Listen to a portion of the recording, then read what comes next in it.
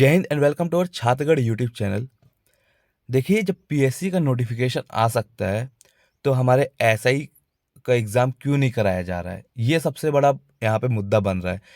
Exam SI का पहले date आ चुकी थी, सब कुछ हो चुका था, उसके बाद भी इन्होंने एसआई का एग्ज़ाम को कैंसिल किया और यहाँ पे पीएससी का दबाव में आने के कारण पीएससी का इन्हें बिना रोस्टर प्रणाली के नंबर ऑफ वैकेंसीज बता दी, साथ में एग्ज़ाम किस डेट को होगा और एग्ज़ाम का पूरा शेड्यूल इन्होंने बता दिया है। ठीक है, फॉर्म भरना भी स्टार्ट हो चुका है।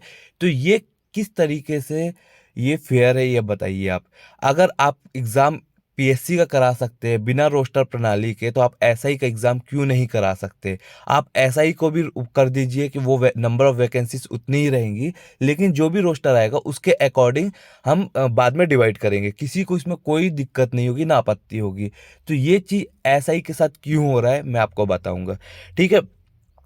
और एक चीज़ मैं आप लोगों को कह दूं कि इस टाइम बहुत ज़्यादा अब डिप्रेशन का टाइम आ रहा है, खास करके उन स्टूडेंट्स का जो कंटिन्यू एग्ज़ाम की तैयारी कर रहे हैं और एग्ज़ाम देने के लिए उनके पास कोई सामने ऑप्शन है ही नहीं।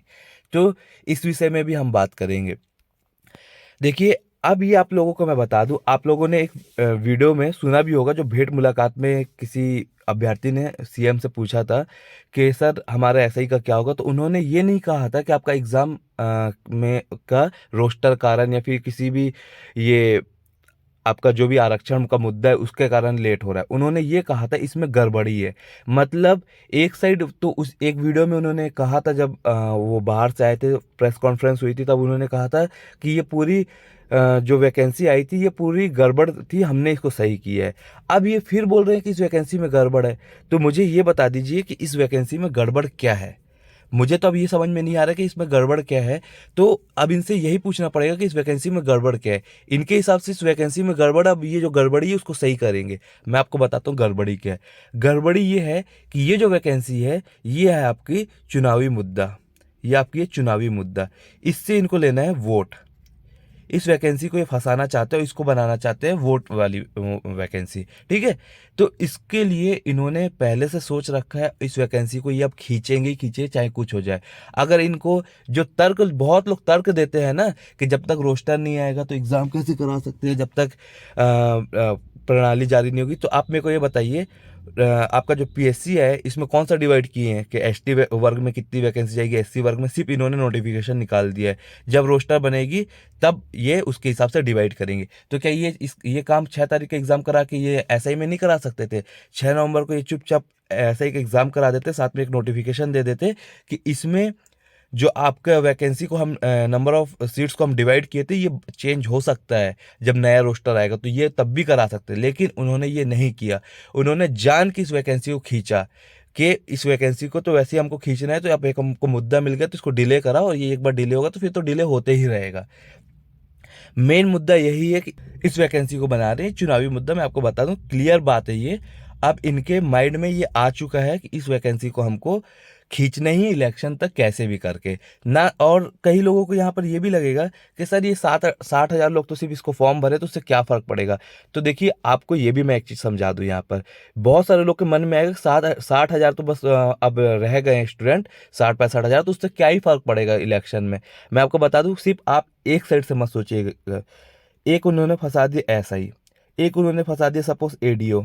ठीक है। एक उन्होंने फंसा दिया आपका, कोई सी भी और वैकेंसी ले लेते हैं हम, सपोज मान के चलते हैं, मैं ऐसा नहीं बोल रहा हूँ कि यही वैकेंसी फंसेगी, मैं आपको बता रहा हूँ। एक उन्होंने फंसा दिया हॉस्टल वार्डन। ठीक है। तो हॉस्टल वार्डन या फॉरेस्ट गार्ड समझ लीजिए। ठीक है, हम चलो फॉरेस्ट गार्ड ले लेते हैं। एक आपका फॉरेस्ट गार्ड हो गया, फॉरेस्ट गार्ड हो गया, एक हो गया आपका एसआई, और एक हो गया आपका एडीओ। ठीक है। तो जो 10th पास बच्चे होते हैं, जो फिजिकल ज़्यादा वाले बच्चे होते हैं, उनको उन्होंने यहाँ से कवर कर लिया। ऐसे ही वाले बच्चों को यहाँ से कवर कर लिया। जो एकदम प्योर व्यापम फोकस वाले बच्चे होते हैं उनको यहाँ से कवर कर लिया। तो इनके हो जाएंगे ऐसे कुल मिला के 2-2.5 लाख बच्चे हो जाएंगे। ये होता है तरीका फंसाने का। तो कोई यहाँ पे ये तर्क मत लगाइएगा कि 60,000 को उनको कोई तमन्ना नहीं है तो 60,000 वाले लोगों को फंसा के क्या करेंगे। वो दिमाग से खेलेंगे, 3 से 4 वैकेंसी अलग अलग फंसाएंगे, जिसमें मैक्सिमम नंबर ऑफ कैंडिडेट उनके पास आ जाए वोट देने के लिए। तो ये पूरा कुल मिला के उनका माइंडसेट इस टाइम चल रहा है। अगर ये माइंडसेट नहीं होता तो पीएससी के नोटिफिकेशन से पहले दोबारा एसआई का नोटिफिकेशन आ जाता कि हम आपको इस डेट को हम आपका एग्जाम कराएंगे। लेकिन वो नहीं करना चाहते हैं, उसका रीजन सिर्फ यही है। ठीक।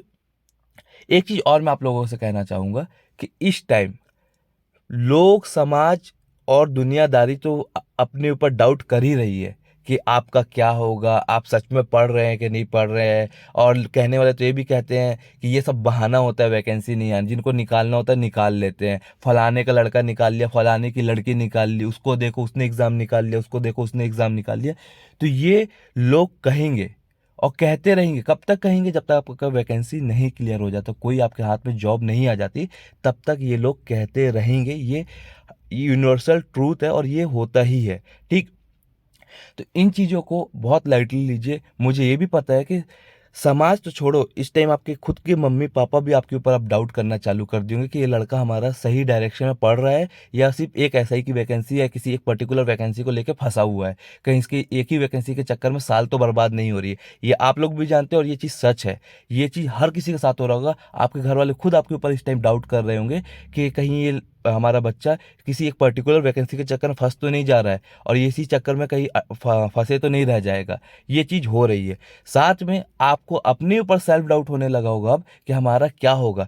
इवन आपकी तैयारी बहुत अच्छी भी हो गई होगी ना, तब भी आपको ये सेल्फ डाउट हो रहा होगा कि हमारा क्या होगा, कुछ फ्यूचर है कि नहीं है। क्योंकि अब ये पीरियड बहुत लंबा हो गया है ना। ये 1 साल 2 साल का पीरियड नहीं है, करीबन 4 से 5 साल का पीरियड हो गया है। और इतने बड़ा पीरियड में बहुत मतलब बहुत बड़ी बात होती है। इंसान इस टाइम 4-5 साल में ना अपना डिसीजन ले लेता है एक साइड से कि हमको पढ़ाई आगे करनी है कि नहीं करनी है। और यहाँ इंसान सिर्फ वेट कर रहा है, इंतजार कर रहा है, उसको एक मौका भी नहीं मिल पा रहा है। ठीक है? तो ये सब चीज़ें अभी सामने आ रही है, लेकिन इसको ओवरकम करना ही पड़ेगा, किसी भी तरीके से करिए। जो ओवरकम करने के मैं आपको 2-3 तरीके बता देता हूँ। पहली चीज़ तो ये है कि जिनके लिए एक वैकेंसी ही सिक्योर, एकदम सिक्योर करना है अपने आप को एक वैकेंसी लेके, वो ऐसी वैकेंसी की तैयारी करिए जो हर साल आती हो। सपोज़ कोई मैथ्स रीजनिंग में स्ट्रांग है, तो आप बैंक की तैयारी कर सकते हैं, ठीक है? आप एसएससी की तैयारी कर सकते हैं। इससे कोई आपको एसआई में फ़र्क नहीं पड़ेगा, ना ही किसी एग्ज़ाम में फ़र्क पड़ेगा। क्यों नहीं पड़ेगा, मैं आपको बता देता हूँ। एसआई के मेंस में क्या आता है? Maths, reasoning, English, Hindi and GS, ठीक है। तो हिंदी को छोड़ देना तो एसएससी में ये सब सब्जेक्ट आते हैं, ये सब सब्जेक्ट आते हैं। तो अगर आप एसएससी की भी तैयारी कर रहे हैं ना, तो ऑटोमेटिक आपकी एसआई की तैयारी हो ही जाएगी। पहली चीज़। दूसरी चीज़, जिनको छत्तीसगढ़ की ही वैकेंसी करनी है, तो आप कुछ ऐसी वैकेंसी को साथ में टारगेट लेके चलिए कि सपोज़ आपकी जैसे आरआई वाली वैकेंसी होती है, आरआई हो गया, पटवारी हो गया, और ये जो वेपम की वैकेंसी होती है ना, ये कुल मिला के इसका जो एग्ज़ाम होता है बाकी सब के एग्ज़ाम के सिमिलर होता है। तो आप एक किसी भी एग्ज़ाम के लिए पढ़ेंगे तो आपके सभी एग्ज़ाम की तैयारी हो जाएगी। पैटर्न ऑलमोस्ट सेम रहता है, क्वेश्चन के लेवल में थोड़ा बहुत ऊपर नीचे होता है। तो एक आप ये कर सकते हैं। तो कंटिन्यू आप एक फ्लो में बने रहेंगे। आप एक ही एग्ज़ाम की तैयारी को सोच के अपने माइंड को जो माइंडसेट है आपका, वो नहीं रहेगा कि एग्ज़ाम नहीं आ रहा तो हम पढ़ नहीं पा रहे हैं। आपको ऐसे में पढ़ने का मन करेगा जब आप किसी और वैकेंसी के कोई भी टारगेट में लेकर चलेंगे। तो ये एक तरीका होता है अपने आप को, माइंड को बेवकूफ़ बनाना जो बोलते हैं ना।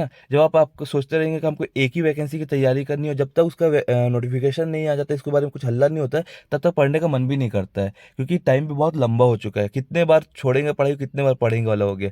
तो किसी और वैकेंसी की तरफ शिफ्ट होइए, तो क्या है, वो एक आपको टारगेट देता है वो वैकेंसी। तो ये दूसरा तरीका हो गया।